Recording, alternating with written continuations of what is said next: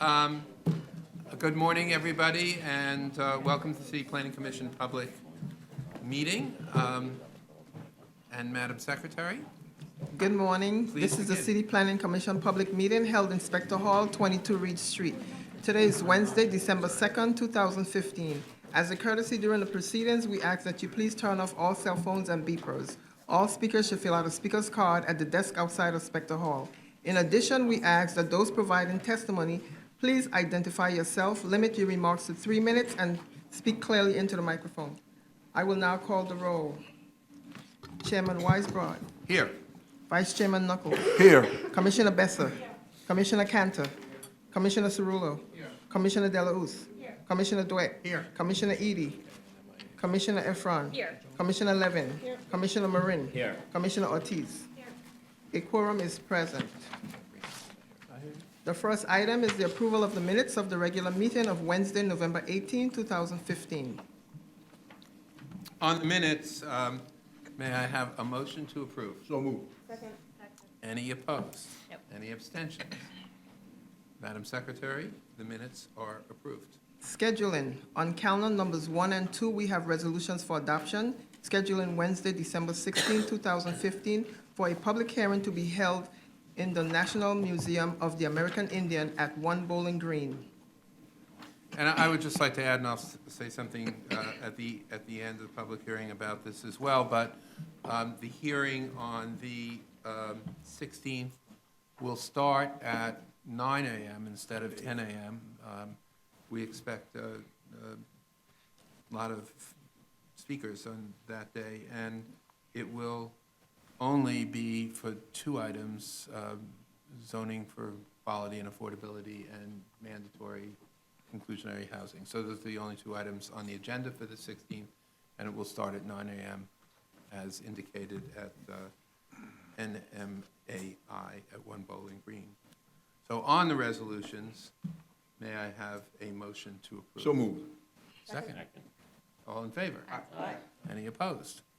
Any abstentions? The resolutions are approved. The next part of the calendar is the report section on page 3. Borough of Manhattan, calendar number 3, CD 10, N160068, HKM, in the matter of a communication concerning the landmark designation of the Montmorris Historic District Extension. On the adoption of calendar number 3 for referral to the City Council, Chairman Weisbrod, Aye.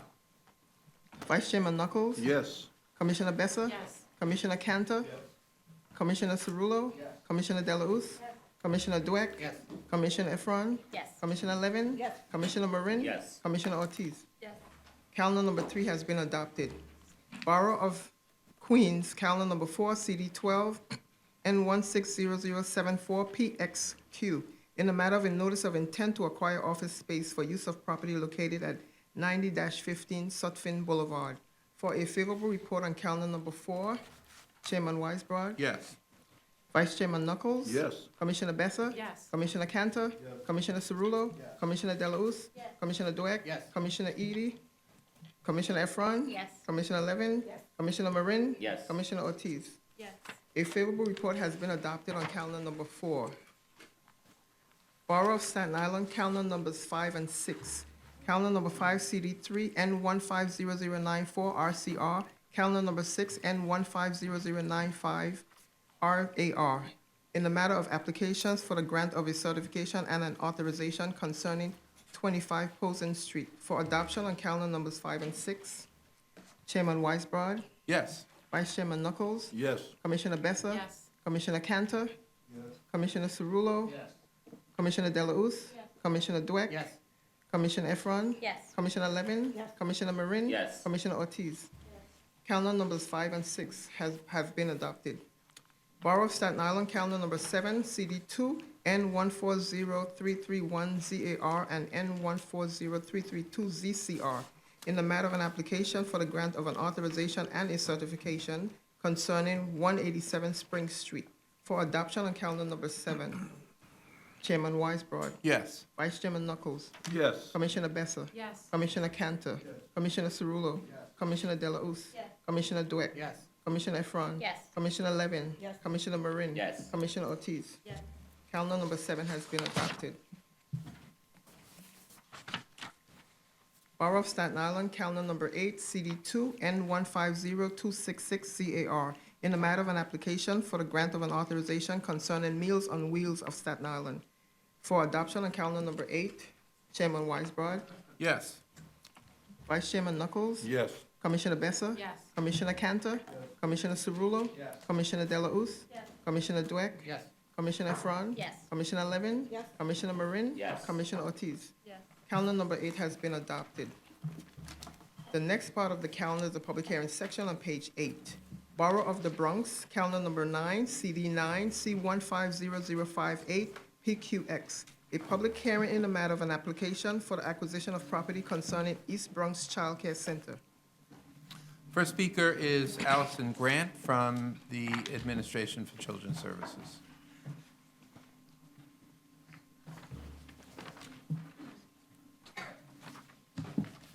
Welcome, Ms. Grant.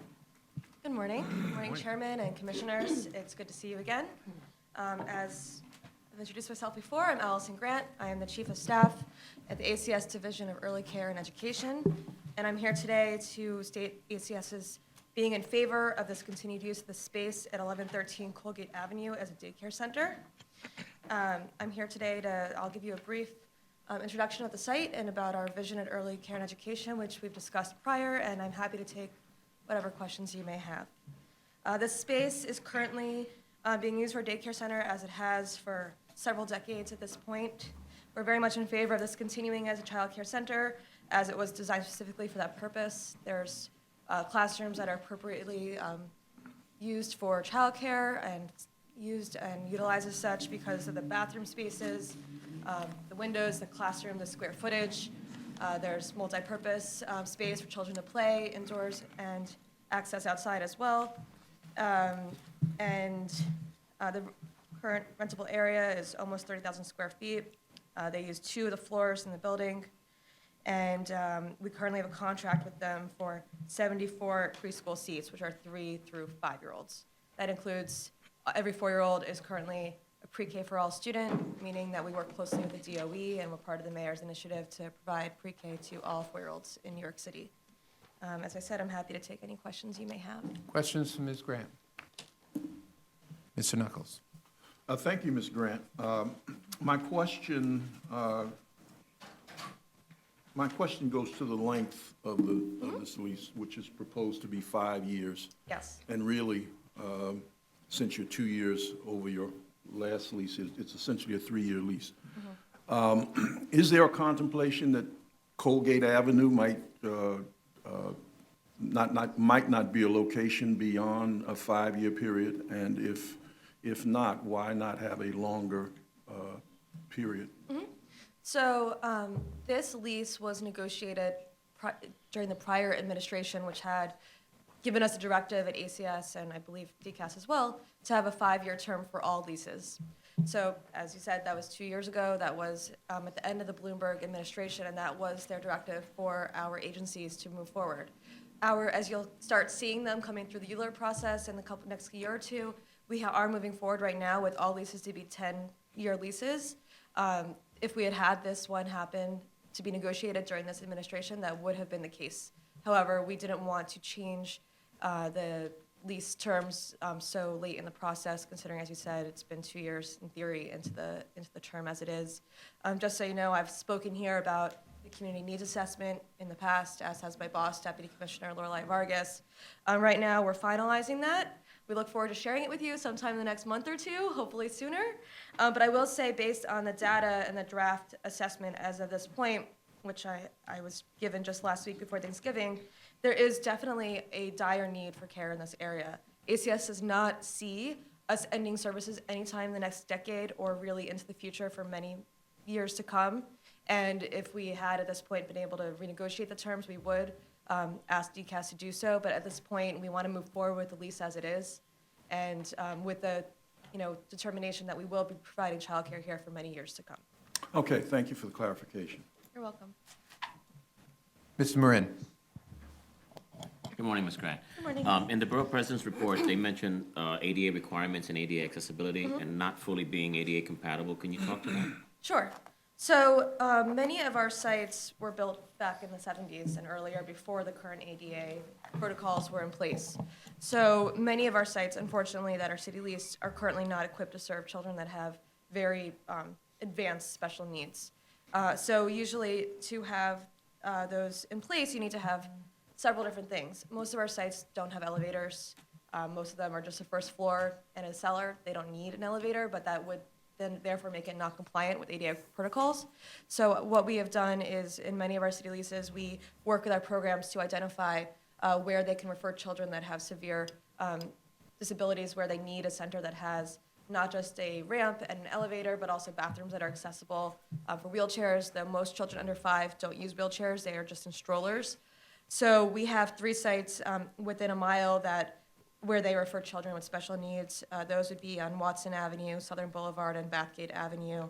And we did submit that, I believe, with the ULURP application. So is it the intent to have this building outfitted, fully compliant with ADA at some point in the future, or is just a referral out to other centers? What is the measure that you're taking? I believe that at this point, it's a referral process that will continue. I'm sure we can review that in the future in the next lease negotiation, because it would require a great deal of work. Thank you. Mr. Reade.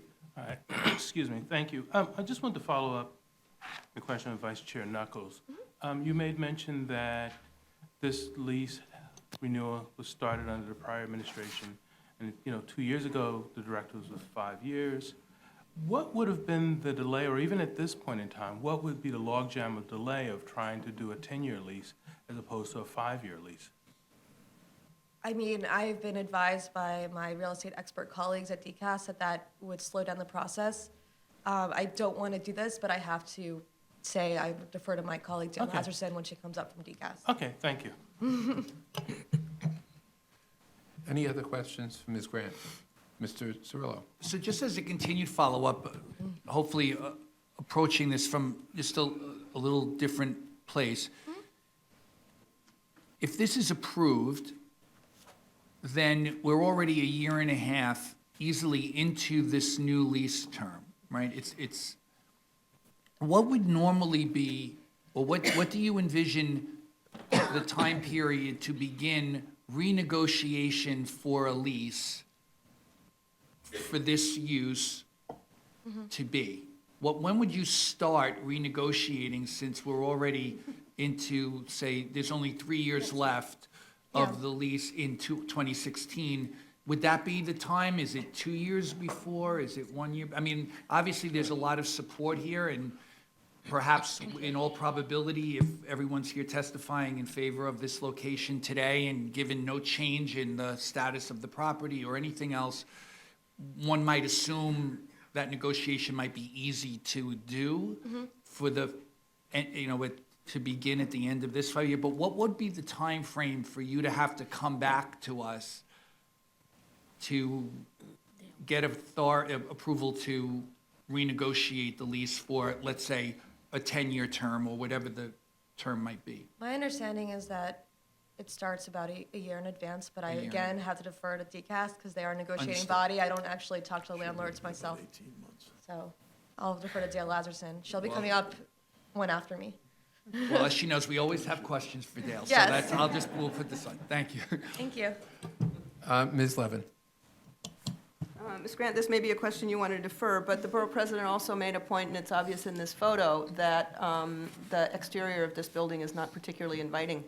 In your experience, is that an issue that you focus on when you're looking at these renewals? And do you have any suggestions or advice about how the exterior situation could be improved? Sure, I'm actually happy to take that question and not defer it. So all right, this is something that's been coming up, and one of my colleagues was the one who presented at the borough president's hearing, had shared this comment with me. We've also heard it one other time in the Brooklyn Borough President's office as well, regarding, I think, Fulton Street, which we all talked about a month ago, right?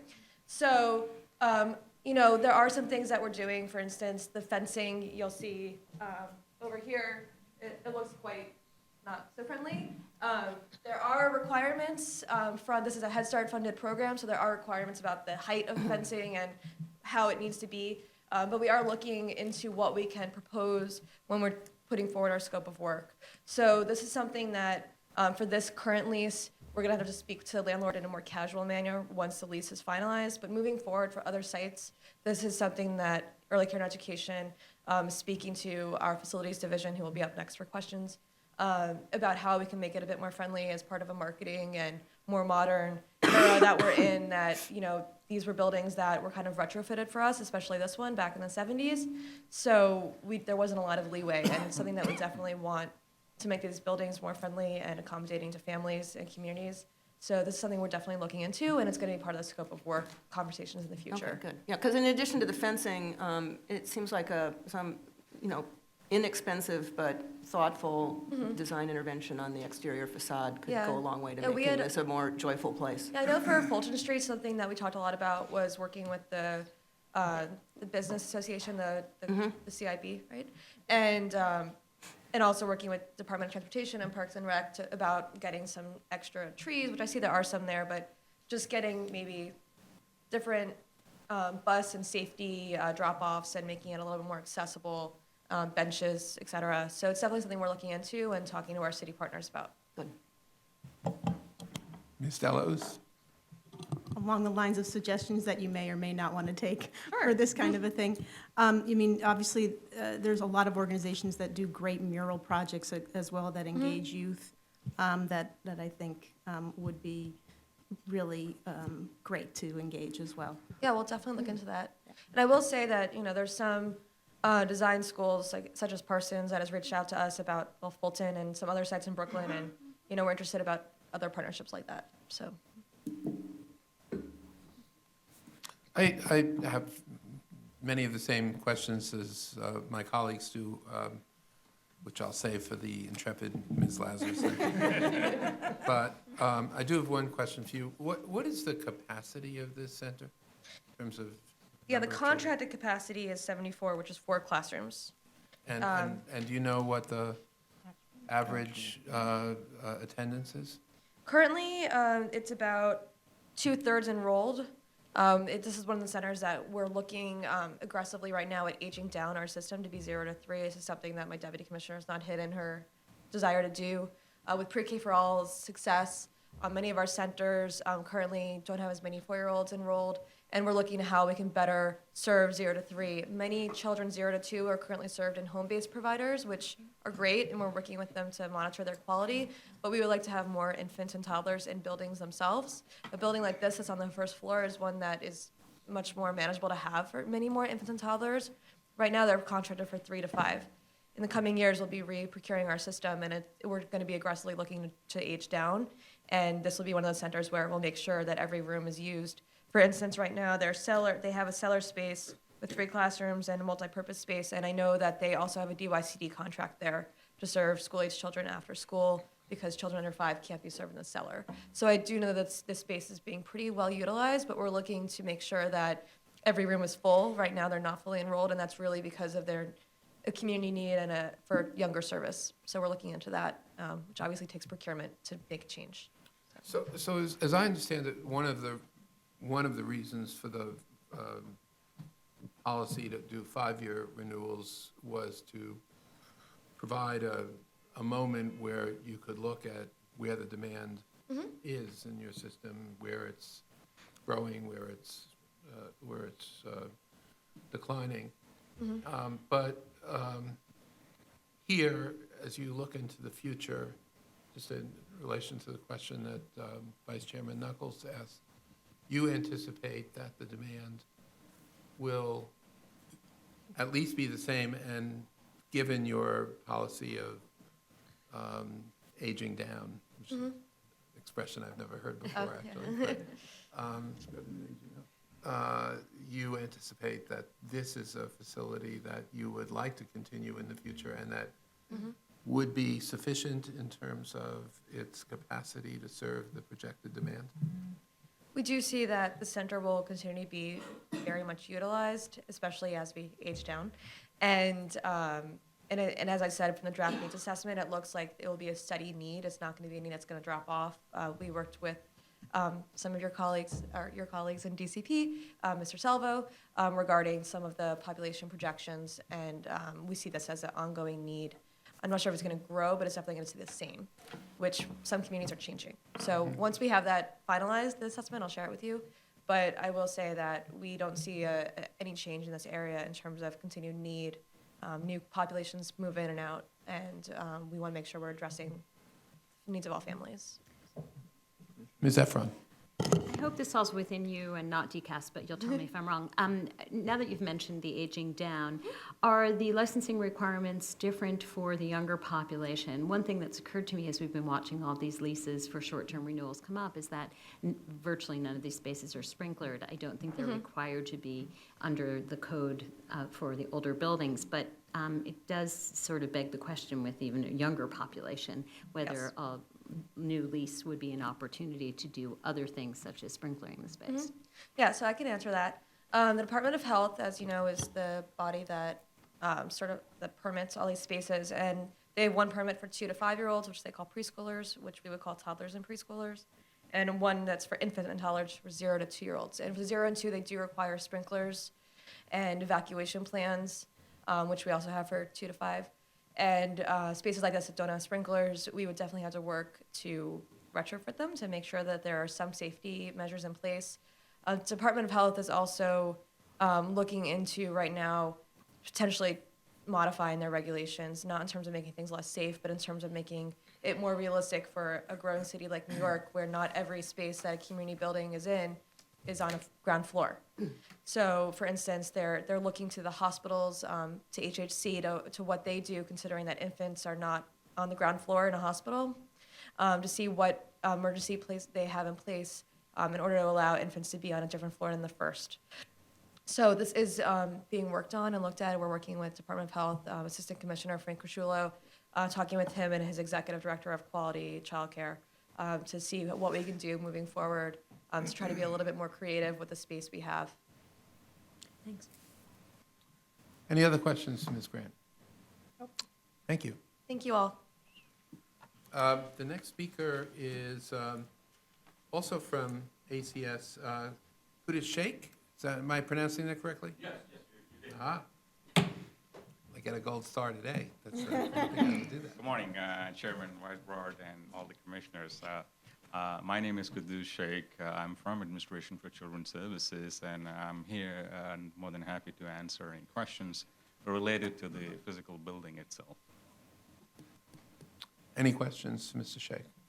We're all asked out. You get a pass, Mr. Sheikh. All right. Thank you. Well, thank you. Thank you. The next speaker. The long-awaited Dale Lazarson from DCAS. Good morning. Good morning. How do you do? It's nice to see everyone. I hope you had a lovely Thanksgiving. Well done, Allison. Thank you. I am a little remiss because I indicated I wanted to answer questions only. I actually would like to offer a few comments as well, but several do answer your questions. So if I may start. Great. First off, great questions. So Commissioner Knuckles, to answer your question regarding the length of lease term, I'd just like to clarify. Pending your approval and securing ULURP, this transaction will be a license with an option to lease. We will sign the lease once we have ULURP approval. The actual length of the term will be 5 years from the execution of the license. Of the license, not the lease. At this juncture, we're looking at executing the license quickly here, but it seems that ULURP will advance itself nicely with your support. So it may very well be that the window of time between the license and the lease is is closing. And so we may actually just work with the landlord to suggest 5 years from the lease execution. But that is, that's something that needs to be discussed internally with our client agency, ACS, and with the owner. So there's a little bit of time left. Could you, I'm not quite following this. So the approval you're seeking is a license with an option to lease? So we are seeking, in the most formal sense, in the technical sense, we're seeking continued land use approval Right. From the city.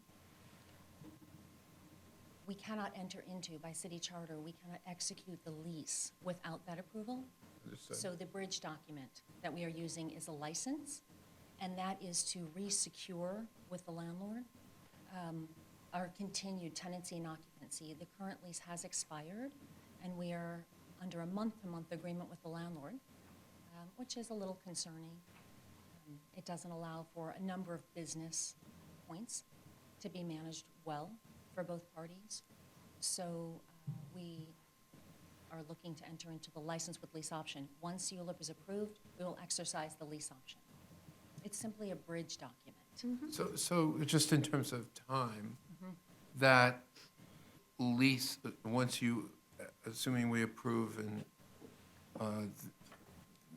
the lease option will run, and you execute a lease, that lease will run for, It will run for the remaining of the 5-year term, which would commence on license execution.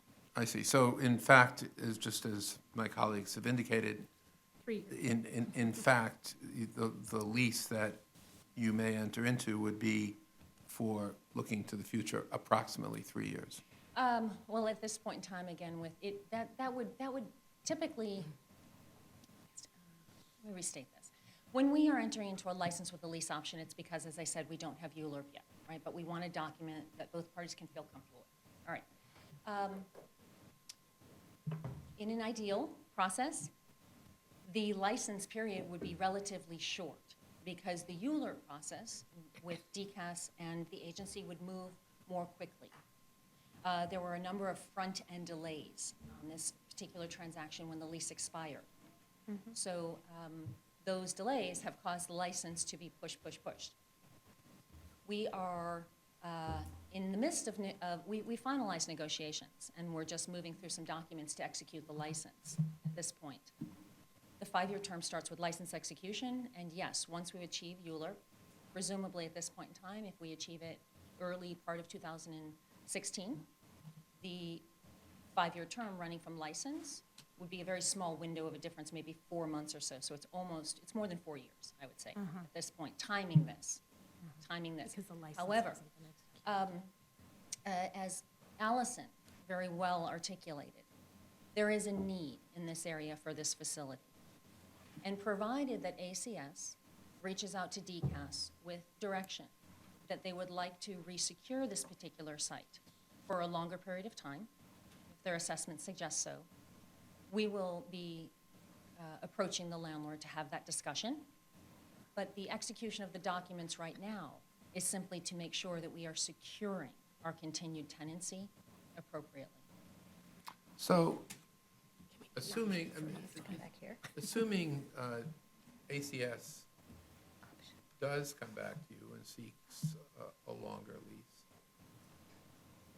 that will require you again to come back to us? As much as we enjoy this, not necessarily. If the particular land, the particular site is provided unlimited approval, we would not have to come back to you, as long as the use for the facility remained as it is given approval in this process. So if you put a duration on, we may be back in front of you. But if it's unlimited ULURP, then no, we would not be back in front of you. We would simply have the right with the ULURP to continue our tenancy into perpetuity if there's no expiration on the ULURP.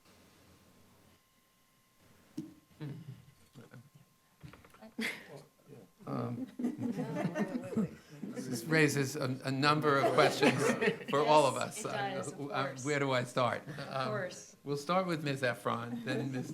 Delos, and I'm sure sure there'll be there are others. going to be many questions, but mine's rather narrow, which is we have heard from ACS that there might in fact be a slightly different use in that the aging down represent an opportunity to have younger children in the space and the requirements are different. How are you allowing for maximum flexibility and length of term in order to enable maximum utilization of the space? Okay, so the word use, that's very narrow in what you're suggesting, so let me clarify. Provided that the site, with this ULURP process, the application requests the continued use for a daycare center facility, which provides many different types of programs. Provided that the use does not change from the building certificate of occupancy and what is approved, a daycare center site. The kind of programs going into it are slightly irrelevant to our ability to continue under an unlimited ULURP. If I can just follow up, except that we've been told that sprinklers would be needed, and there are no sprinklers in the space. So how do you account for the maximum? Okay, so that's a different issue, but related. So assuming that we have unlimited ULURP, and at any point in time, if we want to re-up the lease with the landlord, negotiate new terms, do renovations to the property, et cetera, we would not have to come back to you, right? Assuming it continues as a daycare center site with all sorts of different programs. That's the question you're asking about improvements to the facility. So if ACS decides to age down and introduce a new program for that, and that and there are physical improvements required to govern that type of a use, then we would negotiate accordingly that the building be renovated to satisfy those needs. But it doesn't change the use as a daycare center facility. An example is if we wanted to have a senior center come in here, or if we wanted to have general administrative and office functions for something completely unrelated and not ancillary to a daycare center facility. If we wanted to open a police department precinct here, that's a completely different change of use, and we would be back in front of the public for a review. Sorry, Still not I'm taking more than my fair share, I apologize, but the use is the same as the current use, then Yes. why are you here? Because the ULURP previously authorized has expired. So the ULURP on this particular site had a duration of 20 years, and it has come to an end. And does your application before us have a term? I believe the application stated that the prior ULURP was 20 years from 1994. But your But not the current one current has one. No, not the current one.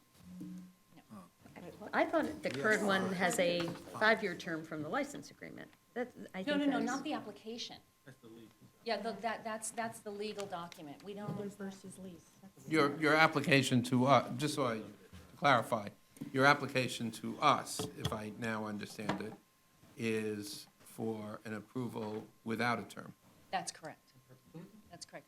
And But- I'm hoping I'm not mistaken, but the actual ULURP application filed jointly by DCAS and ACS should not state a term. That's a lease issue. And there's a reason for that. There are many reasons for that, but in the public review process,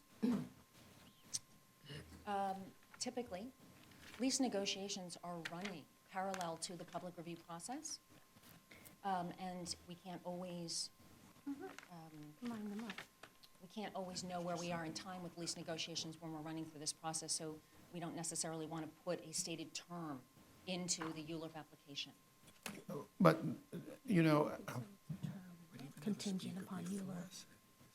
especially these short-term leases that have come to us with, given the long, almost half-century troubled history with daycare leases, that were troubled at the beginning and were troubled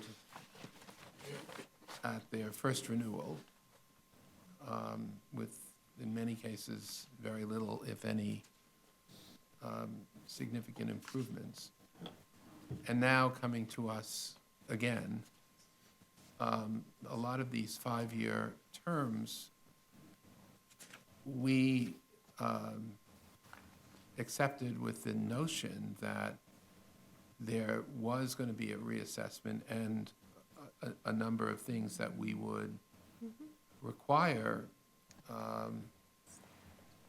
in a longer lease so that a landlord could amortize over time the investments we might think were appropriate. We didn't require recognizing that in a 5-year term, an owner wouldn't be able to amortize those investments, and that you would be back here with a more complete building program. That's right. And that is, what you're saying is that you're not, on this, you would not be back here. If we had unlimited ULURP, if it did not have a duration, we would not be back here. if you were to approve ULURP for a period of 10 years, and we entered into a 5-year lease with an option for 5 years, we could freely exercise that option without being in front of you, again, because there's a remaining 5 years under the 10-year. So that is correct. I'd like to comment on what you offered. Can't necessarily speak to what occurred in the past, obviously, your history is we're not- terrific. Yeah. We're not holding you There are, personally yeah. accountable. I do want to offer, though, in terms of the jurisdiction of different agencies and the mechanism and how everything folds together in this, to this issue, that the agency is regulated, and as Allison suggested, the Department of Health is one of the regulatory bodies overseeing what goes on in these facilities, as well as setting forth requirements for the physical conditions of the facilities. So toward those requirements and any other ones that ACS as our client agency may be aware of in terms of needs for what the facility should look like, sound like, perform like, maybe influences to come up with that list come from the community. Maybe they come from the parents, from the operators, from ACS. Maybe it also comes from the fact that as time progresses, how real estate, brick and mortar performs changes. So all of these influences are bundled up by ACS and delivered to DCAS for assistance in returning a supporting piece of real estate for their operations. And that support piece of real estate comes through the negotiations that we will have with the landlord as to what we need to have done to a building in order for us to continue to operate and sign a lease. Now, a landlord may be responsible for some of those, and the agency may be responsible for some of those. But the point being is that in the process of an agency continuing to use a property or even needing a new property, the agency, based on a number of different influences, compiles its list of what is required.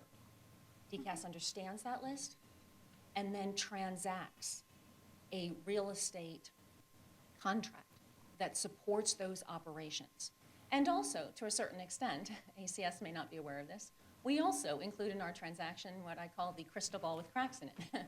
We deal with other mechanisms in the leases that provide for flexibility of issues, physical issues, operating issues, et cetera, that perhaps not, DCAS is not aware of, or ACS is not, and that just is, we have the knowledge of commercial markets and how they change, and so we certainly need some things in our leases that no one would contemplate would come into play in the future. So in any event, in terms of a concern, is there a governance? Where is it in the process of reviewing properties that the Department of City Planning can get comfortable that the agency's continued use would not be at a facility that potentially falls to disrepair, which can be, to a certain extent, subjective, or becomes an unsafe environment for the continued use. Right? I think that mechanism exists in what I just described. The ULURP process, that, however, is valuable. Ms. Levin. This whole notion of an unlimited term is totally new to me, despite all of the daycare and senior centers that we've looked at over the last stretch of time. There is no mechanism for us to address those kinds of issues on an unlimited term, because you wouldn't be back here. And I think embedded in if you look at the reports that we get on each of these renewals, the reports that were written in the 90s when all of these facilities were up for their first renewal, asking for a 20-year term. It was a very different time economically in this city, and many of those facilities had serious facility issues. And it was the ULURP moment, that was the moment of leverage for the communities and the users to speak up publicly, and for this commission to press ACS and DCAS and in the case, and the landlords of these facilities to deal with those issues. And if you read those reports, in almost most cases, there were always a couple of commissioners who voted no. And the reason they voted no was they thought that 20 years was too long. I can only think what they would think if we're looking at unlimited terms here. Yes, we need to minimize the complexity of this ULURP process, but we also need to, as planners, retain oversight of how these spaces are used. Thank you. So I'll speak to that. You actually just touched upon where I was going.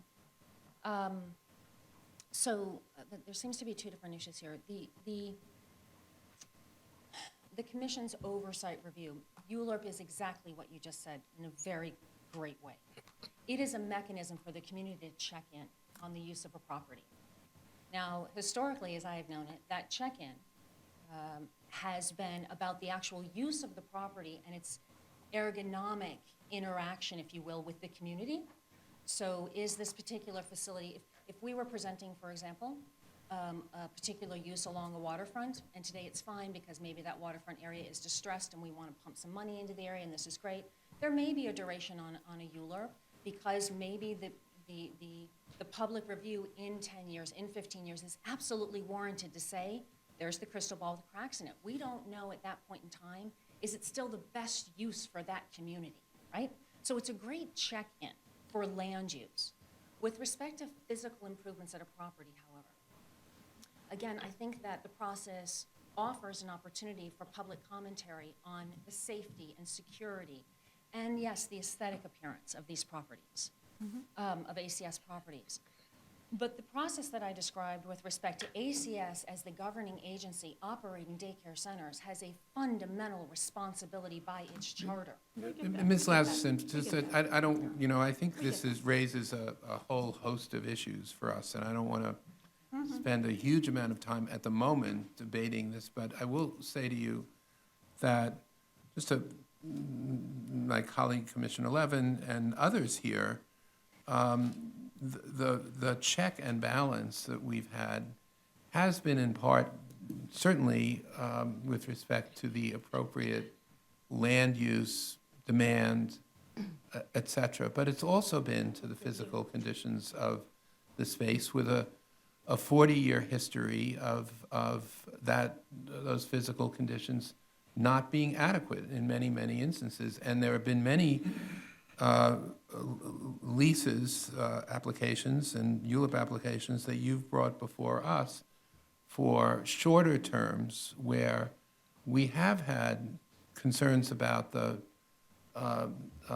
broader physical conditions, whether they've been access or whether they've been more fundamental issues than that, or whether they've been aesthetic, and have, because of the short lease term, recognized that there was a negotiation to take place in the future and that you would be back here. And I think it's incumbent upon us to not only be looking at the land use issues, but also, given the history here especially, at the habitability, safety issues, aesthetic issues as well. And I point out, as we know, that there are still many, many, many leases, potential leases in the queue that have not come before us because there are serious conditions as we speak. And most of the leases that have been for a period of longer than 5 years, you've come here with a work plan, a scope of work that gives us a degree of comfort that the concerns that we have are going to be addressed in longer-term leases. But if we're renewing a lease for or giving you an ACS and DCAS and DIFTA also, as the case may be, unlimited, ULURP, those will never come before us again. And we have no way of knowing whether this pattern that has existed now for almost half a century will continue, will improve, or the like. And I think that's a great concern to us, at least to me. So, I agree. I think that your points are very valid, and again, historically, why perhaps some of the mechanisms of managing properties, both landlord and tenant management of properties, to ensure that they do not fall into disrepair or to capture, as time evolves, new influences that require buildings to be looked at, like sprinklers, for example. I'm really not certain as to what has transpired that would have caused those mechanisms of check-in, natural check-in, to have failed. What I will offer is, your points are very valid. When it takes it right back to this particular property, I think as as demonstrated by the facility itself, and save for the need if the programs are extended to include aging down, and there are new physical requirements to operate aging down facilities. This particular facility is in very good condition. It has not fallen into disrepair, and so the mechanisms have worked. They're really, save for, again, the borough president's recommendation about the exterior, the conditions of this facility, we're very fortunate. It is an older building, but it has been very well maintained, and the needs for it from a safety and security perspective have been very well looked after. So the concern is duly noted, and we will address these. I will certainly address your concerns with the appropriate parties, but for this particular facility, in itself, it demonstrates that it has not fallen into what I would call a category of concern. That, of course, may have more to do with the landlord than the Any, pristine accuracy of this process, right? Yes, perhaps. Okay. I wanted to clarify something else for the record. Earlier, someone had asked the question about the time period to negotiate. So typically, when leases expire, I'll take you way back to the beginning of this year, we mentioned this. When leases expire, DCAS has a very, very thorough process. About 36 months in advance of a lease expiring, DCAS is notifying the agencies that a lease is coming up for expiration. And we are very proactive to work with the agencies at that point in time to ascertain their needs in the future. Now, 3 years, not only in the public sector, but also in the private sector, can be very difficult for an operating agency to forecast its needs. So sometimes that the response is delayed to 24 months and sometimes 18 months. But in those situations, as you can imagine, when ULURP comes into play, it becomes a very tight calendar to manage. So as Allison suggested, with ACS getting closer to making a determination that this particular facility, for the foreseeable future, will be needed, it's very likely that, that we will be back in front of this particular owner to have dialogue about a longer-term stay. Ms. Lavison, do you know how long this owner has owned this building? I believe, I will confirm this for you following this hearing, but I believe that the building was actually built for ACS with this owner. Looks like it. I just believe it was in note the that 70s. in the last time this was before us in 1994, the Planning Commission, in its report approving this, expressed concern about the continued maintenance and physical condition of the building. And So that's- so with all due respect, I mean, the landlord may well have been, and sounds like it was or is a responsible partner and owner of this building since then, but it's not as if this building didn't have a somewhat troubled history. No, but the good news is, someone heard you. Because since then, yeah, exactly, I through the think- ULURP process. I think that's the point. Yes, I understand. No, I Any- understand. Any other questions to Ms. Lazarson? Just not a question so much, I obviously don't want to reopen the discussion, but I think it would be helpful, I know for me, perhaps for some of us, to really get some clarity on what we're actually doing with this application, because the testimony speaks to this sort of unlimited period. Our documents speak to a 5-year Right. lease term. I recognize the distinction between the license and the lease, but I'm really not sure how they're running concurrently. I'm confused about the timing and the execution and the date that it begins. So it would be helpful to us to understand that relationship, because obviously this has come up before with entering into a license and then entering into a lease, but also the applicability here and what it is we're actually approving, because there seems to be some inconsistency with what we're doing. Indeed, and staff will clarify that. Mr. Cantor. I would also add, I think I understand your comments at the end, that you're basically asking us to approve this particular site while discussing future sites at a future time. That's correct. And I would be concerned about that in terms of establishing a precedent and the implications that come from that. So I think the chair's observation is totally appropriate, so is Fred. And we've got to really do some homework and decide later. Yes, I would just say, that just to conclude this, we will have staff clarify this. And I recognize, as you said, that we all want to make the process work more efficiently, and recognize the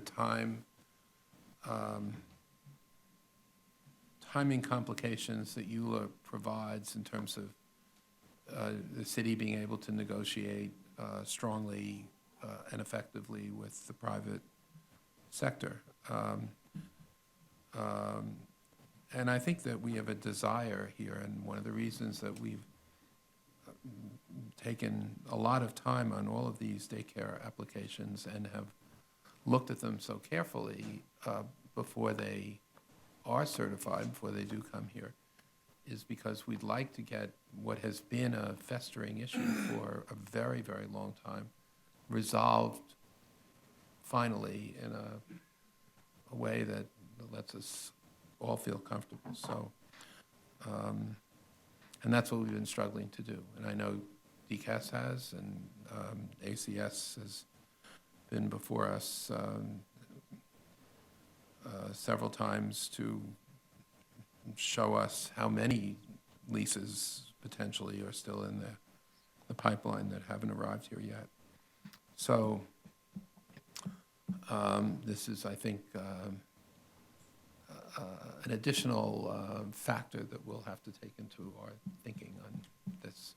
So, Well, thank you. I think you're right on the money to suggest that the city's requirements, the public review process, isn't always cohesive with the private sector, particularly right now in resecuring properties for existing uses, let alone new uses.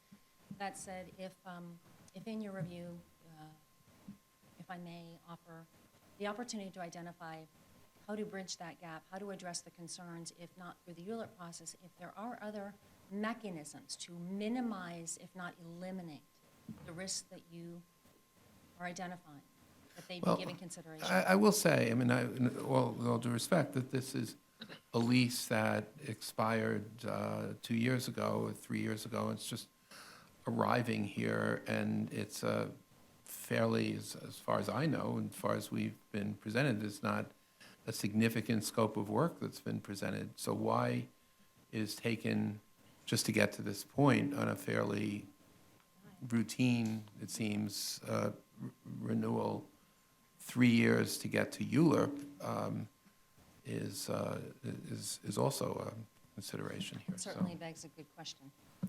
Okay. Any other questions to Ms. Lazarson? Thank you very much. Thank you very much. See you soon. Is there anyone else who wishes to be heard on this matter? If not, the hearing is closed, and we will have staff address this as well. Okay, Borough of Manhattan, calendar numbers 10 and 11. Calendar number 10, CD2, C150384, ZSM. Calendar number 11, C150385, ZSM. A public hearing in the matter of applications for the grant of special permits concerning 321-323 Canal Street. The first speaker is Lisa Orentia. That's my pronouncing it correctly? I'm sorry? Orientia. Orientia. Welcome. No, I didn't even get there. It was whether the expirations would be staggered. Otherwise, we're going to have a lot of these in another 2 years. Welcome, Ms. Orientia. Thank you. Good morning, Chairman and Commissioners. My name is Lisa Orantia, and I'm an attorney at the law firm Ackerman LLP. Our firm represents the owners of 321 and 323 Canal Street, Manhattan, in these two separate applications for special permits under zoning resolution section 74711 to modify use regulations. These two unoccupied four-story buildings are located on the north side of Canal Street between Green and Mercer Streets in the Soho Cast Iron Historic District in the M15B zoning district. The special permits for each building are sought to allow Use Group 6 retail use on the ground floor and cellar, and Use Group 2 residential use above, with one dwelling unit on each of the three upper floors. In connection with the proposed use, both buildings will be enlarged as of right, with rear extensions on floors 2 and 3 to allow for slightly larger units. Both applications received unanimous approval by Community Board 2. The applications conform to the Community Board's conditions that the two retail spaces not be combined, and that the cellars will be used only for accessory storage uses. The applications also received the support of the Borough President's Office. In its recommendation, it's noted that the uses are consistent with the neighborhood character and with the historic uses of the building since the 1850s. Casey Martinez, the developer's representative, is here today to discuss the background and the restoration of the buildings, and I'm available for any questions. Questions? No questions. Thank you, Thank Ms. Briandia. Next speaker is Casey Martinez.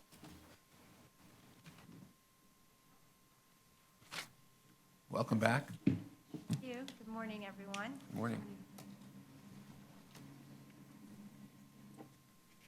I know you just mentioned my name. Thank you for allowing me to speak today. It's nice to be back here. I am the Director of Development for United American Land, the developer for both of these projects. Some of the history of these two buildings, UAL purchased 321 in 2011, and the other building, 323, was purchased by the company in 1998. When these buildings were purchased, there was retail on the ground floor, and the upper floors were either vacant or used as accessory storage for the retail space on the ground floor. These buildings were both built in 1821, part of the development of Canal Street, going from being a canal to being a street. They were built as a home, single-family dwellings. In the mid-1850s, the ground floors were converted to merchant stores, and it's assumed that the merchant lived above with his family. In 2012, we filed and received permits from the DOB and with landmarks to begin renovating the entire buildings. It became clear immediately once we started to prepare these buildings for the demolition that there were some serious structural issues going on. The front wall of both of these buildings was delaminating, peeling off from the building structure itself, basically due to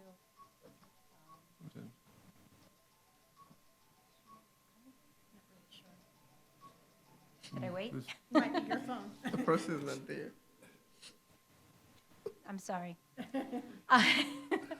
Okay, so once we started to prepare for the demolition work, it became evident of the serious structural damage going on in the building. We immediately called our structural engineer, Stu Gold, came the very next day, contacted Tim Lynch, DOB Chief Forensic Engineer, had him come out, and we asked him, how do you want us to proceed on this?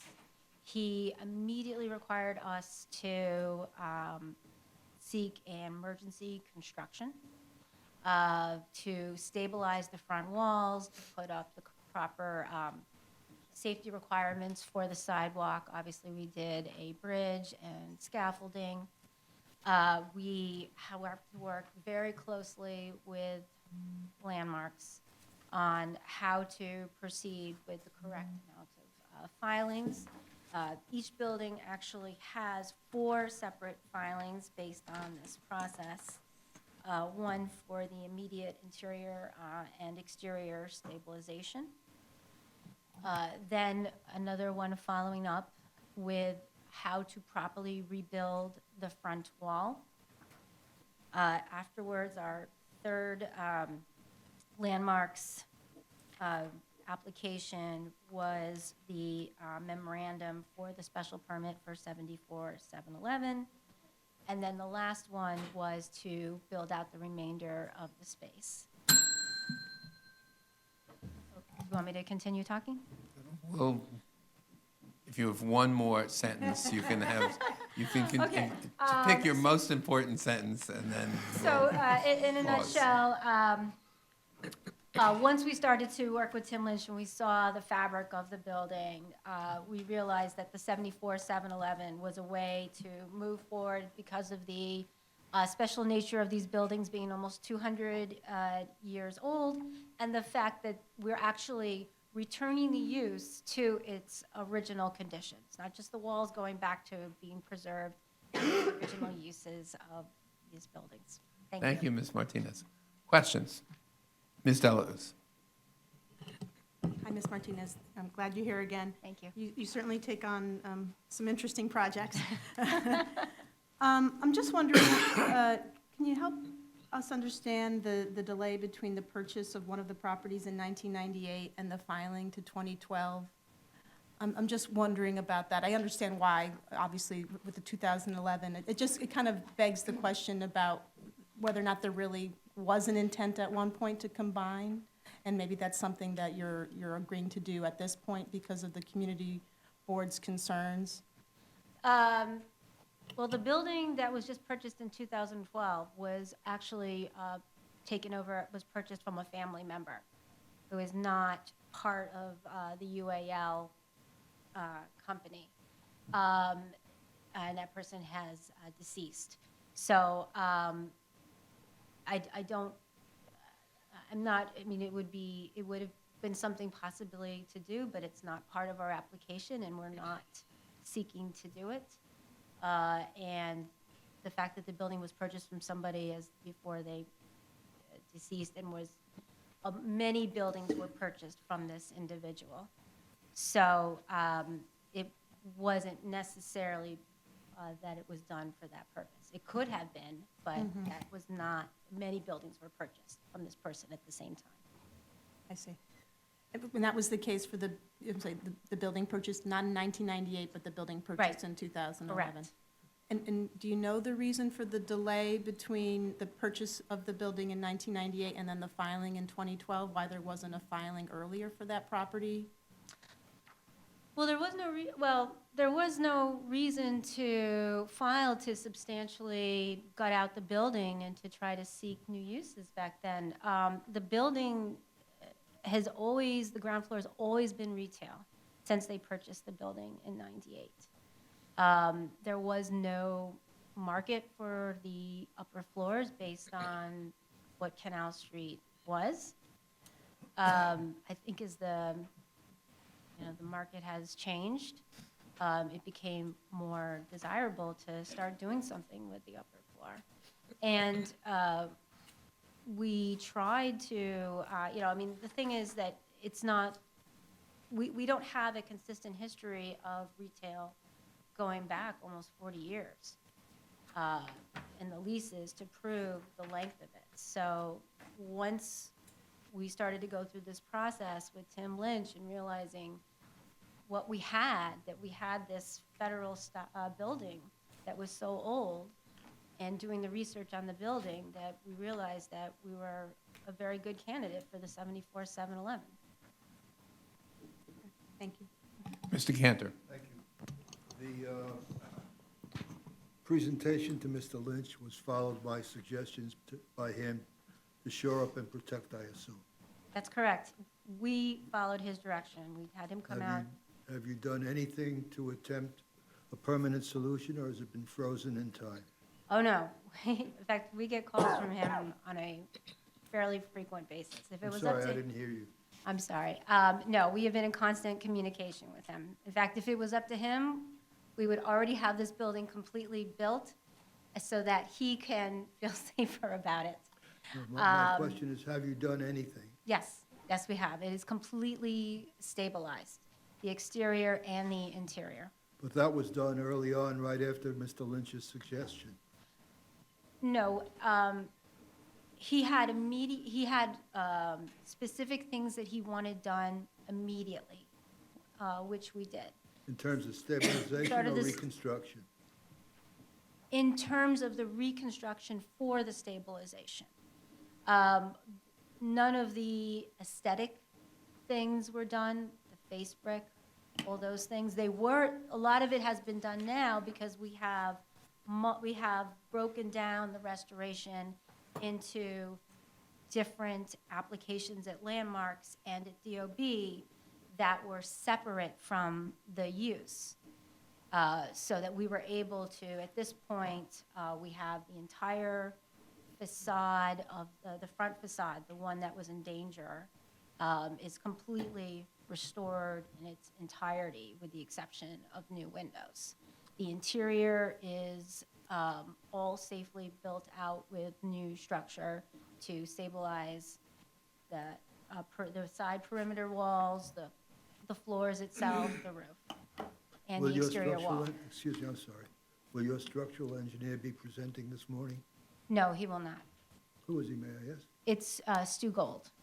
Stu Gold? Stu Gold of SDG Engineering. Okay. Thank you. Okay, thank you. Any other questions for Ms. Martinez? Thank you. Okay, thank you very much.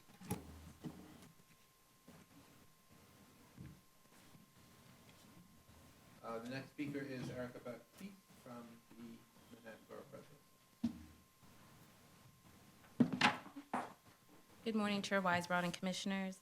I'm Erica Baptiste, Urban Planner, here on behalf of Manhattan Borough President Gail A. Brewer regarding applications for special permits pursuant to Section 74.711 of the zoning resolution to allow for residential and commercial occupancy of two currently vacant four-story buildings at 321 and 323 Canal Street in the Soho Cast Iron Historic District.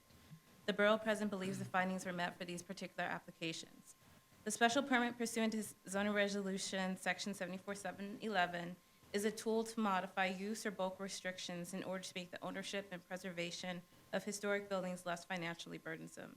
In order to grant these waivers associated with a special permit, the applicant must ensure the properties will be properly rehabilitated and maintained in perpetuity.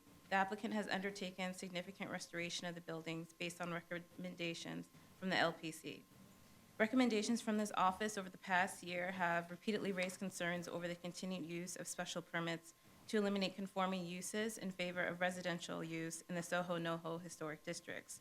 In light of these concerns, efforts are underway to begin the work of understanding the true zoning and land use landscape of these neighborhoods and the aggregate impact, the overwhelming number of use change applications that have been approved. And there is the troubling possibility that any recommendations from any study would come too late to stop a de facto rezoning by special permit. However, in this particular case, the Soho Cast Iron Historic Designation Report states the subject buildings were constructed as dwellings in 1821, and the ground floors were altered in the mid-century to accommodate a commercial space. Therefore, there would be no significant adverse zoning impacts in the historic district from the approval of these special permits. The building's occupancy and use history indicates that they do not raise concerns to which this office has become so sensitive in cases of special permits to allow for residential use in these neighborhoods. Because of its size and history, the special permit does not involve the loss of JLWQA or other types of protected units. In addition, although the Borough President would like to see all residential development contribute to affordable housing, given the current thresholds outlined in the mandatory inclusionary housing program design under public review at this time, these buildings would fall well below the criteria for consideration. The applicant meets the conditions in finding for a special permit for use modification. Therefore, the Borough President recommends approval of this application. Thank you, Ms. Baptiste. Questions? Very clear. Ms. Ortiz. Hi. One question with respect to, keeping the two spaces, the retail spaces separate. What is the Borough President's perspective on the community board's request? We're supportive of the request, and we also received a letter from the applicant on November 17th stating that they would agree to keep those spaces separate. And what is the objective? I mean, what does the borough president feel would be sort of the outcome? You know, what are we hoping for as a result of keeping those spaces separate as opposed to combining them? I guess the outcome is just to have smaller retail spaces, not having like a large big box store in those spaces. Something that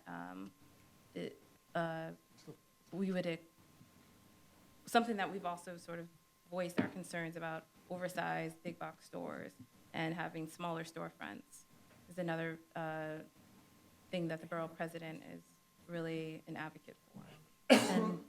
And 5,000 square feet is considered too large? It's not necessarily too large, but because the community board voiced concern of having those two spaces separate, and the applicant has agreed to that, I think that that's a good thing, that we're in support of that. Mm-hmm. I guess I raised the question because, you know, there seems to be suggestion that, you know, small spaces are necessary for some sort of outcome here that is outside of the what we can accomplish through regulatory measures. You know, that perhaps the hope is that these small spaces end up as, you know, mom and pop shops. No one has said that, but I'm curious if, you know, that's sort of the goal ultimately, and that's something that, you know, we can control. We could have a fantastic mom and pop shop that's 5,000 square feet. It's not related to size. So, you know, when I hear that, I sort of bristle at the assumption that smaller spaces assume independent stores. There's not necessarily a correlation, and I guess, you know, I'd just like to state that, you know, the borough president and the community board might want to consider what they're trying to accomplish here, because it could potentially backfire. There are, you know, larger mom and pop independent stores that might want to locate in a place like this and would subsequently not be able to because the space is too small for them. Thank you. I think that was a statement rather than a question. It was. Any other questions to Ms. Baptiste? Hearing none, thank you very much. Thank you. Is there anyone else who wishes to be heard on this matter? Oh, Ms. Levin, pardon me. Just to continue this statement, I think there's, to Commissioner Ortiz's point, which are well taken, I think particularly in this neighborhood at that location and for this community board, there's a historic preservation purpose also, which is to retain the historic shape of these properties.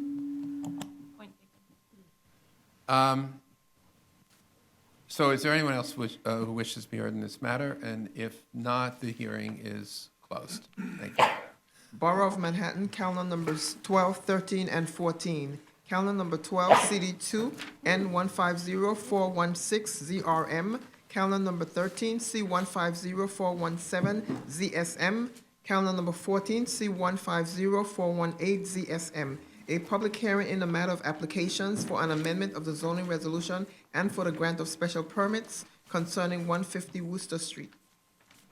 First speaker is Roger Bittenbender.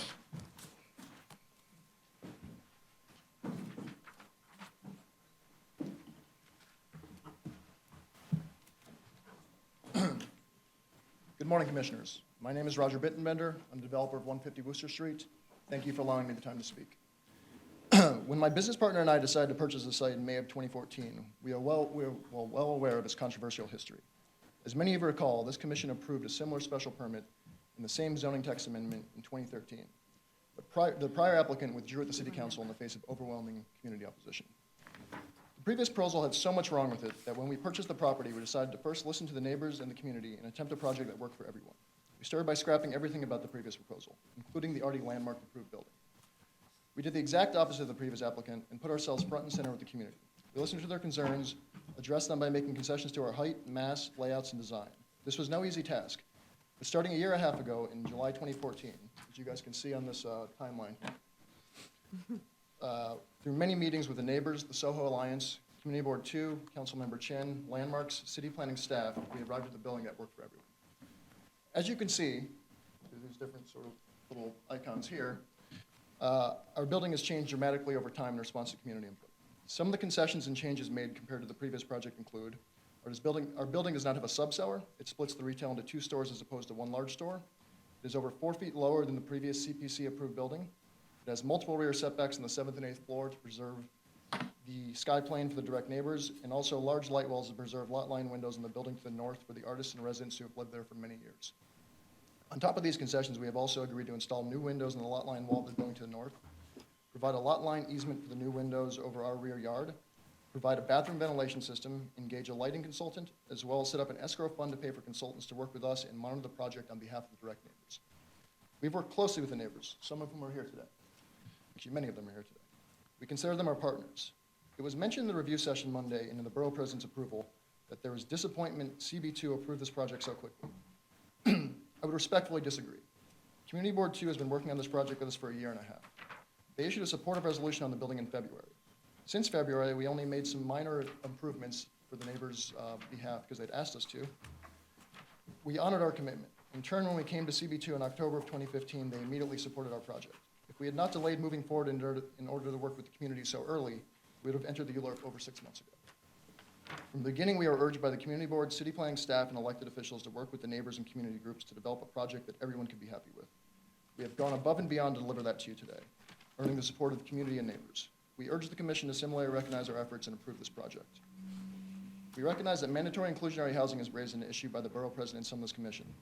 Frank Cheney, our land use attorney, will address that on behalf of the project team. Thank you. Thank you, Mr. Bittenbender. Questions?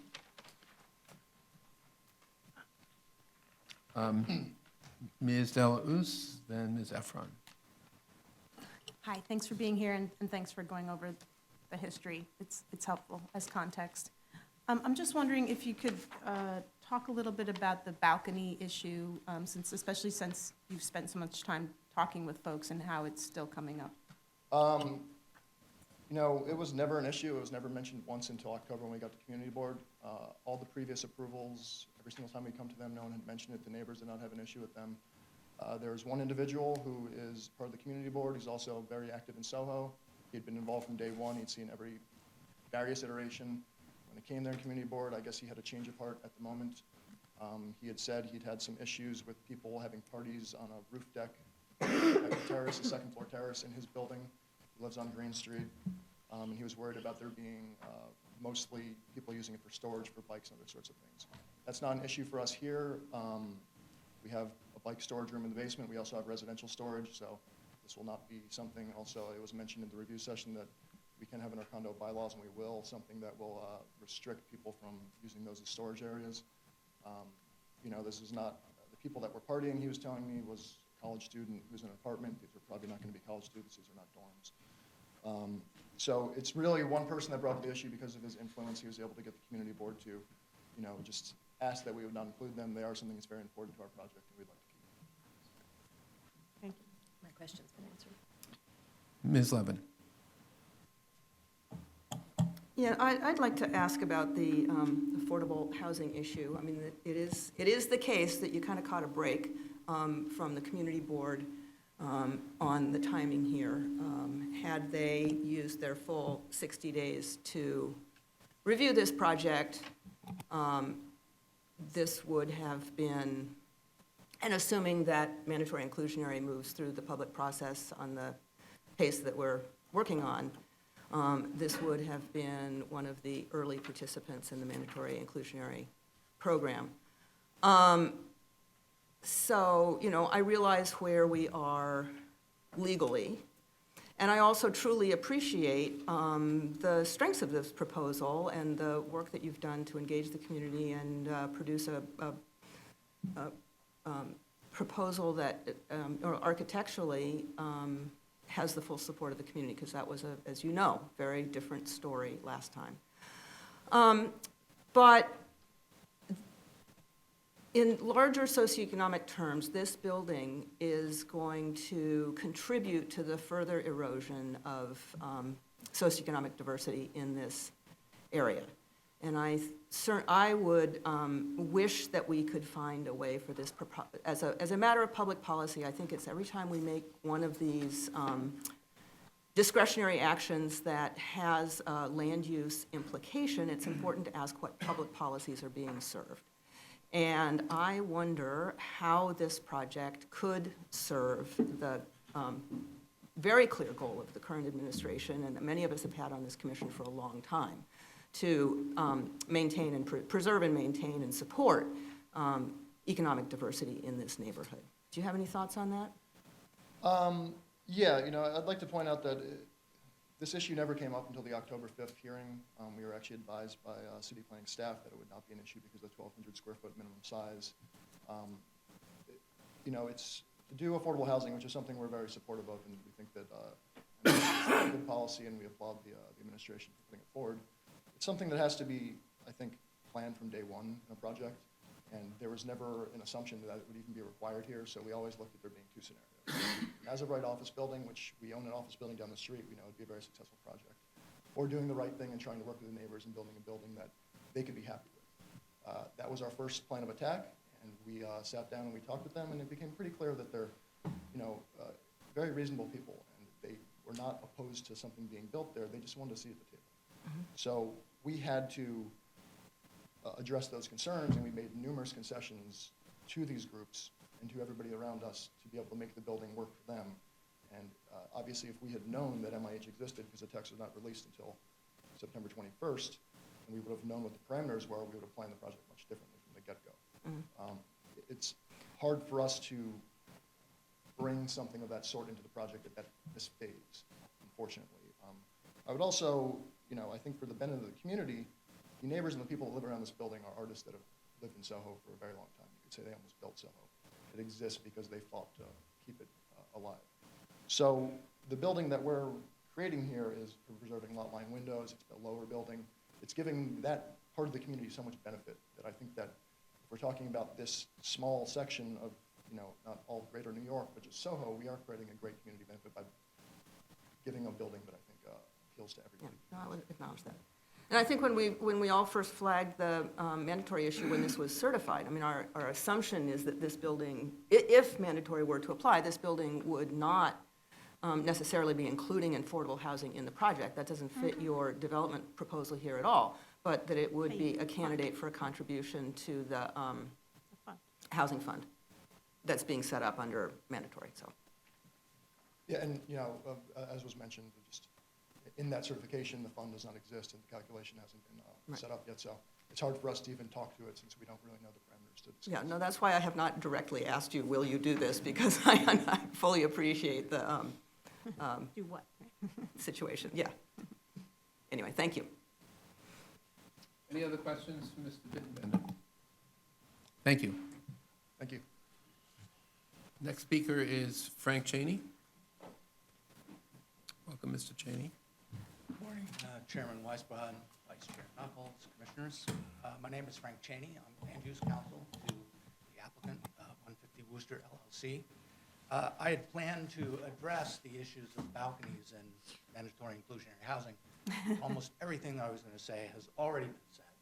I would just, with regard to the balconies, I would just add one more thing. As you know, rear balconies are permitted as of right in residential and commercial zoning districts where balconies are included in the list of permitted rear yard exceptions.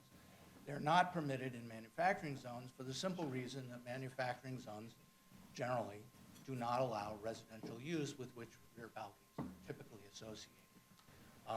Therefore, because residential use is not allowed, rear balconies are not included in the list of permitted rear yard obstructions in the manufacturing district regulations. We do not think, because they're permitted as of right in residential and commercial districts, we don't think they present a land use issue. And for the reason that Roger mentioned, there will be bike room and tenant storage in the basement. We don't think that the issue raised by the community board member with regard to using the balconies for storage is going to be an issue. With regard to mandatory inclusionary housing, Roger very aptly said basically everything that I was want to say. So I'll just make myself available for questions. If you have any questions with regard to the requested actions or the application generally, I'd be happy to answer those. Questions to Mr. Cheney? Ms. Cantor? Practiced it a long time, and did very well. Thank you.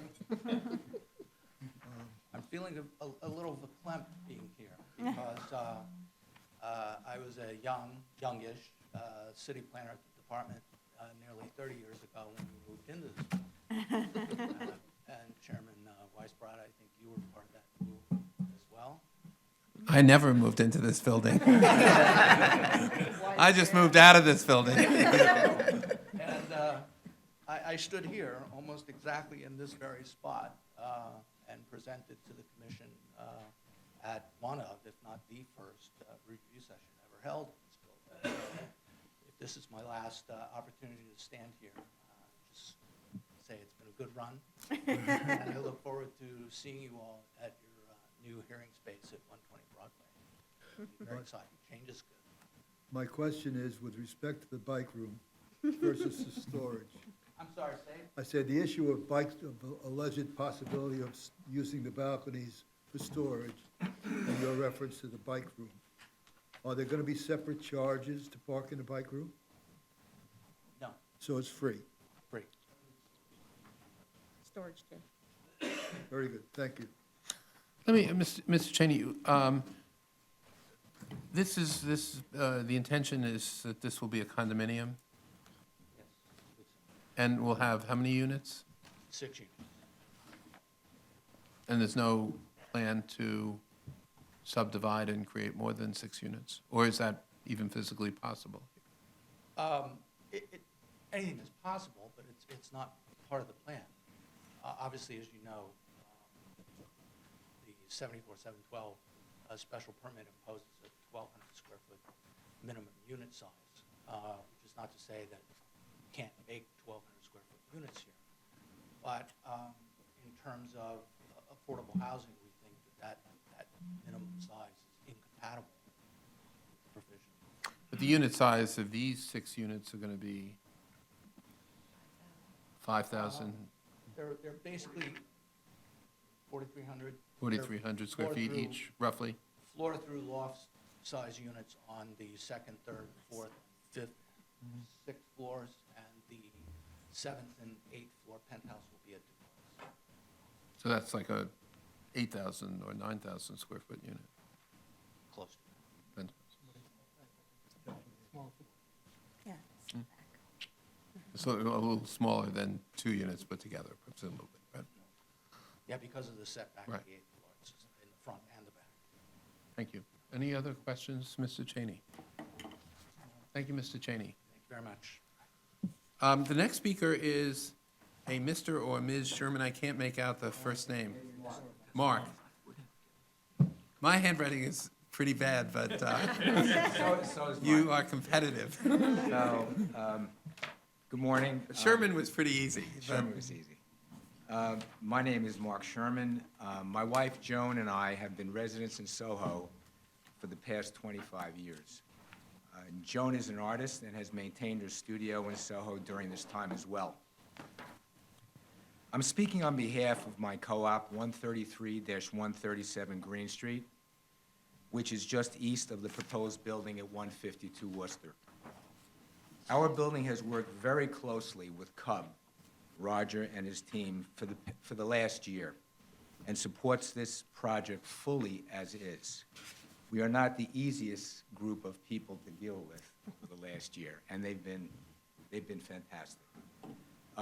We feel that Cub has made a strong commitment to creating a building that fits into the context of the neighborhood, and they have shown sensitivity and respect for us as future neighbors.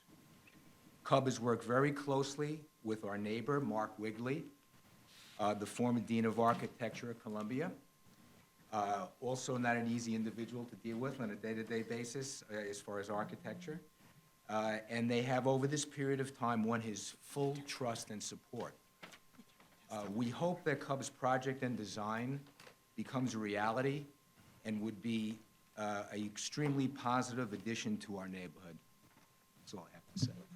Thank you, Mr. Sherman. Questions, Mr. Sherman? Thank you for being here. Mr. Knuckles? What are your thoughts on the balconies, Mr. Sherman? I just heard about this. Well, we've been in Soho, as I said, for 25 years.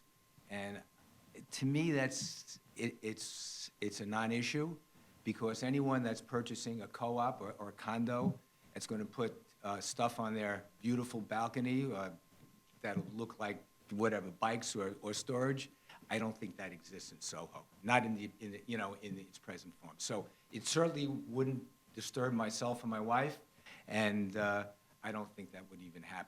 So I don't quite understand. I mean, I've seen a lot of new projects in Soho. Obviously, they're very upscale projects, and I don't recall ever seeing anyone have storage on their balcony, especially at the expense per square foot that these developers are undertaking. Thank you. Any other questions, Mr. Sherman? Thank you. Next speaker is Richard Godosky.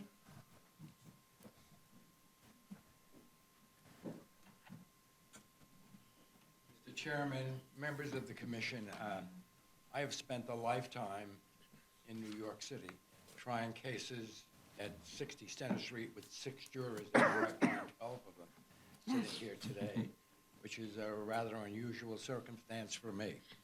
Let me tell you why I live at 152 Wooster Street, the building just adjacent to what is now a parking lot with cars running all the time and gas fumes running into the buildings all around us.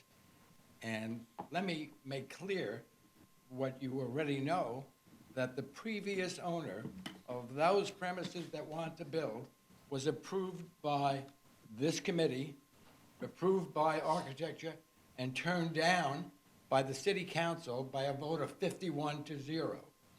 We support, and we opposed originally, we support the building now where the builder was not only willing, but did make changes in accordance with the architect we retained, the lawyer we retained, the constant negotiations that went on concerning the size of the building, the light of the building, where the building would be facing, what it would do to Green Street, what it would do to Wooster Street, and all of those methods, all of those manners were approved. We fought very hard against the previous builder. We fight very hard in support of this builder. Not only has he kept his word on every change that he made, not only has he agreed to indemnify us for any damages done, not only has he given us schedules with notice, he has been more than compliant that I could ever imagine, and I represented builders many times before the courts in this state and tell you this is the most honorable of builders we've ever met. Whoa. Any questions? Thank you, Mr. Godosky. Any questions to Mr. Godosky? Thank you very much. Thank you. The next speaker is Joyce Kozloff.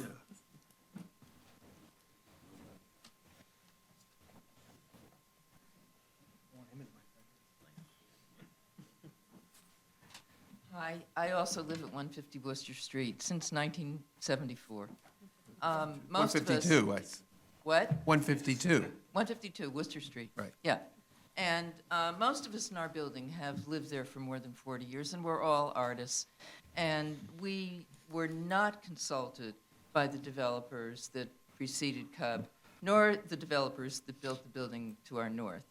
And as a result, both situations ended up as disasters for them and for us. This has been very different.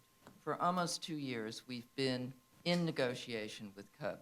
They've made a lot of changes and compromises, and we've even been involved in meetings over the design with them. And we feel that it's going to be a building that we are going to be happy with, and so will our other neighbors. There have been a number of meetings, not only with us and with the people in behind us in Green Street, but other members of the larger Soho community.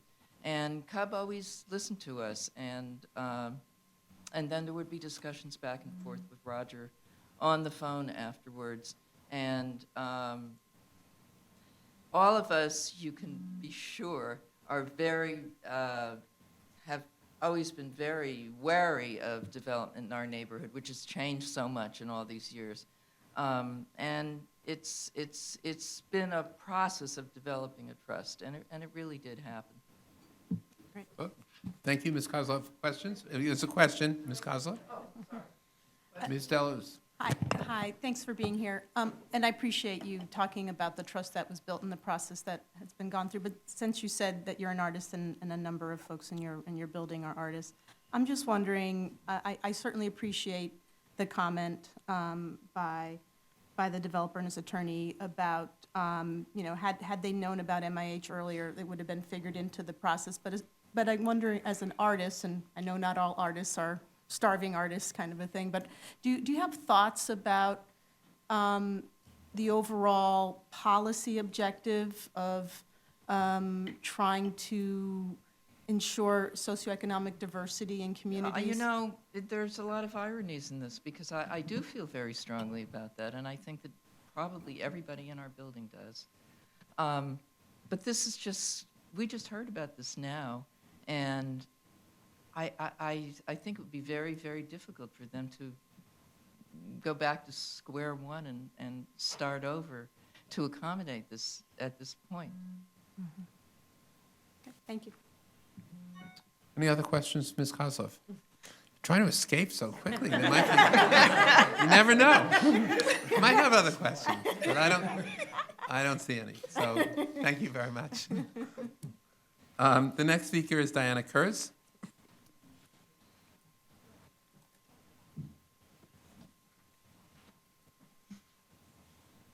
Hi, I'm Diana Kurtz. I'm a painter. I was one of the founding people of our building at 152 Wooster Street.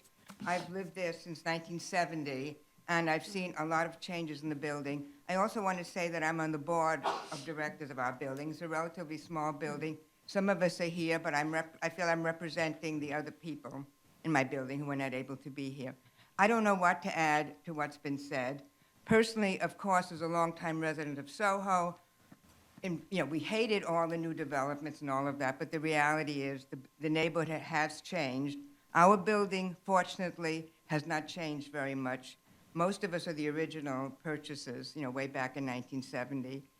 And I must say that this plan and the way that Roger has worked with us is okay as far as I'm concerned and all of us are concerned. He's made so many concessions from the original plan. I think it will only enhance our street. As Richard said, it's awful now with this parking lot and the crowds and all that, and I think it'll, build up the neighborhood in a very nice way, but also not as ostentatious as some of the other buildings. I think this building will work into our street. Some of the buildings south part of Soho, they just stand out like sore thumbs, and I feel they should be maybe in Chelsea on the west side. But I think he's done everything. You know what I'm talking about. But I think he's I think done- Ms. Levin might have a thing or two to I'm say sorry. about that. I'm sorry. I don't mean to offend anyone, but this is just an aesthetic judgment on my part. And as I say, I can't add very much to what people said, but I definitely would support this building. Okay. Great, thank you. Thank you, Ms. Kurz. Any questions? Just a comment. Ms. Efron? I just wanted to thank you and your neighbors for coming out and for giving us your perspective on this. Often we hear from neighbors and it is not as constructive a conversation. So thank you for making the time. Thank you. As was the case from some of the same neighbors last time. Yes. Indeed. Thanks Thank for- you very much, Ms. Kurz. The next speaker is Jefferson Mao from the Manhattan Borough President's Office.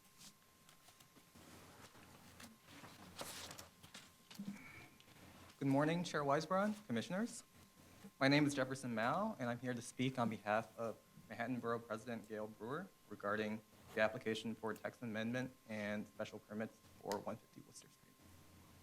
As you'll note in your package, the Borough President recommends approval of this particular application. However, this is only because we have no choice but to approve it based on the applicable findings. The applicant proposed a thoughtful building design and carried out a thorough public engagement effort, but we are nevertheless strongly opposed in principle to this kind of project.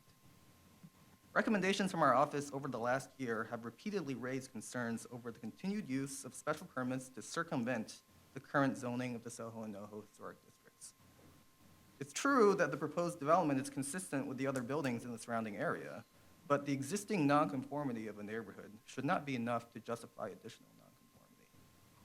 A study is being undertaken right now on possible options for rezoning Soho and NoHo. And of course, a mandatory inclusionary housing policy is also currently under review that, if enacted, would apply to exactly this type of special permit. The timing of this project could have fallen neatly in line with these important considerations.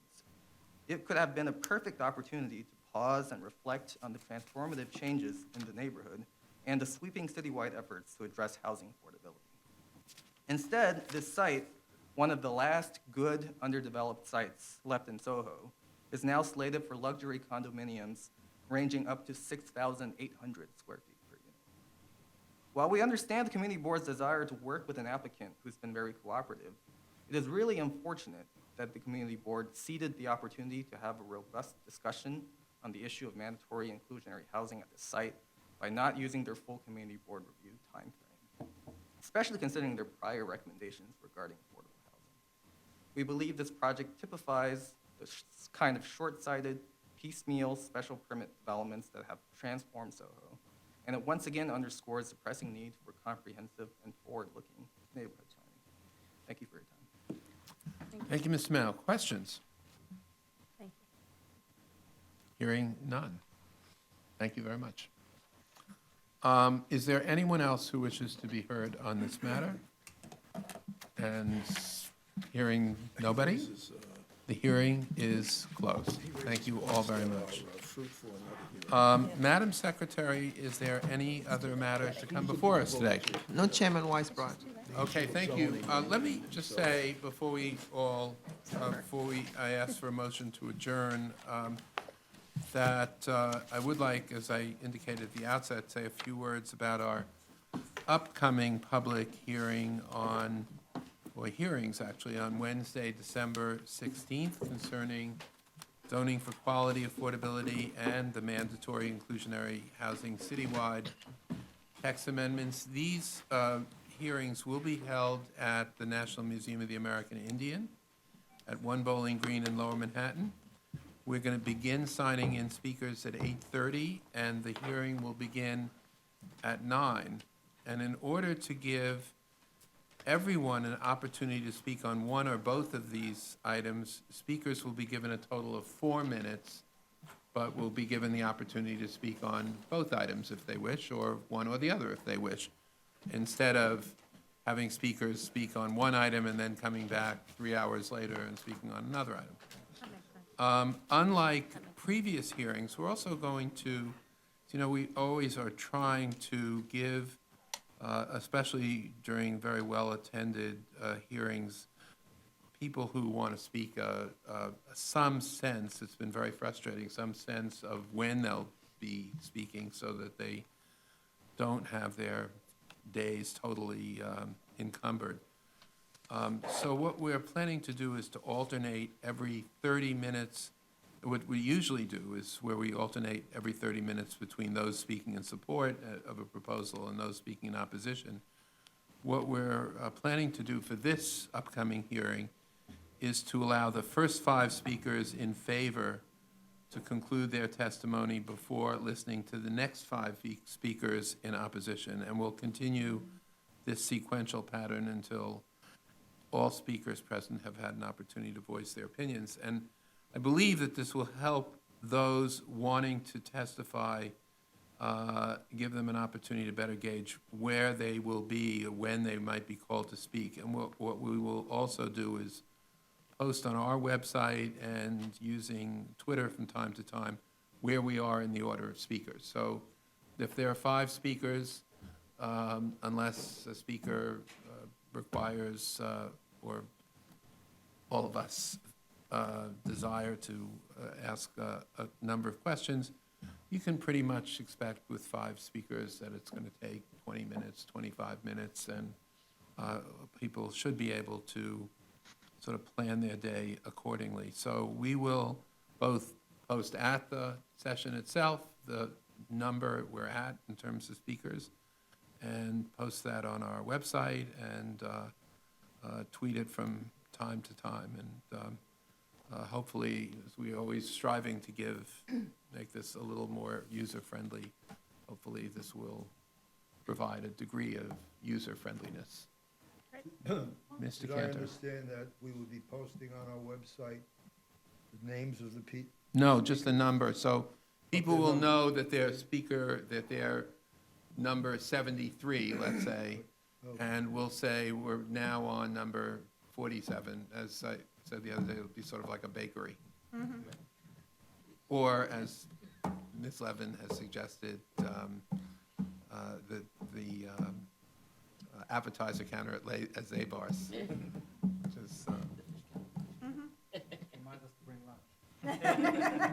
Yes, it's going to be a long day, I think we can anticipate. Dinner and lunch So- and breakfast. So with that, I That's will helpful. entertain a motion to adjourn. All in favor? Aye. We meet in the lobby?